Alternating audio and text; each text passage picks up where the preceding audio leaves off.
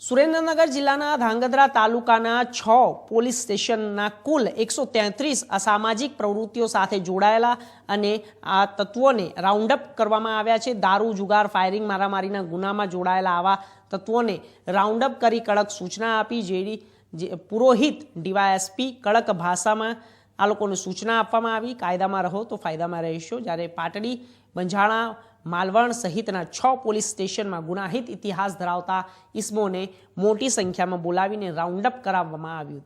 તો ઘરોમાં રહેલા ગેરકાયદે જોડાણો કરીને તેની અંદર ગેરકાયદેસર પ્રવૃત્તિઓ બંધ કરી નાખવાની પણ કડક સૂચનાઓ આપવામાં આવી। ગેરકાયદેસર જમીનો ઉપર કરેલા કબજા પણ દૂર કરવા એ લોકોને સૂચનાઓ આપવામાં આવી।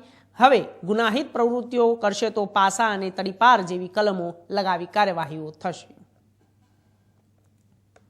આજુબાજુમાં કોઈ ધાંગધ્રા ડિવિઝનના કુલ 6 પોલીસ સ્ટેશનના 6 પોલીસ સ્ટેશનમાં કુલ લિસ્ટ પ્રમાણે 381 અસામાજિક તત્વો છે, જેમાં શરીર સંબંધી ગુના, વ્યાજખોર, ખંડણીના, મિલકત સંબંધી, પ્રોહિબિશન, જુગાર તથા લેન્ડ ગ્રેબિંગના ગુનાના આરોપીઓ જે છે એ લોકોને આજે અત્રે ડીવાયએસપીની કચેરીના ગ્રાઉન્ડમાં બોલાવવામાં આવેલા અને 100થી વધુ ઈસમો હાજર રહેલા।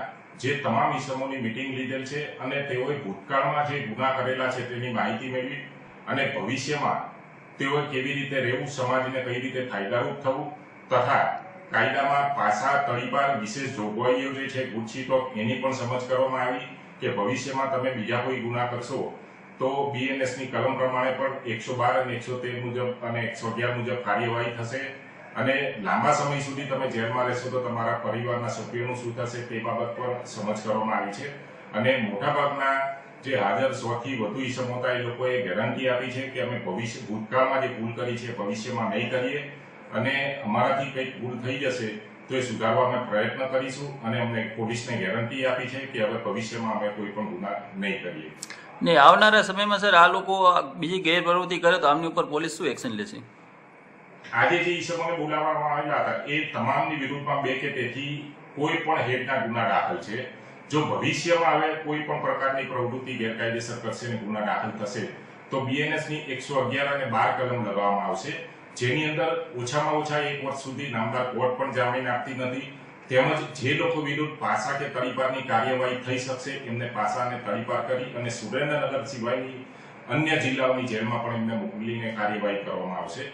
આ ઉપરાંત હાલની અંદર ડીજી સાહેબ શ્રીના હુકમ પ્રમાણે તમામ અસામાજિક તત્વોના ઘરે વીજ ચેકિંગ પણ ચાલુ છે અને ગેરકાયદેસર જે મળી આવે છે એ કનેક્શનો કાપી અને દંડની જોગવાઈ છે એ પ્રમાણે દંડ પણ કરવામાં આવેલા છે અને નગરપાલિકા અને સ્થાનિક પંચાયતને સાથે રાખી અને જે પણ અસામાજિક તત્વો છે એ અસામાજિક તત્વોએ પોતાના રહેણાંક કે આજુબાજુ ઓફિસ કે દુકાનોની અંદર કોઈ પણ પ્રકારનું ગેરકાયદેસર બાંધકામ, દબાણ કે અન્ય ચીજવસ્તુઓ કરેલી હશે તો એ હટાવવાની કામગીરી પણ હાલમાં ચાલુ। કોડીનાર તાલુકાના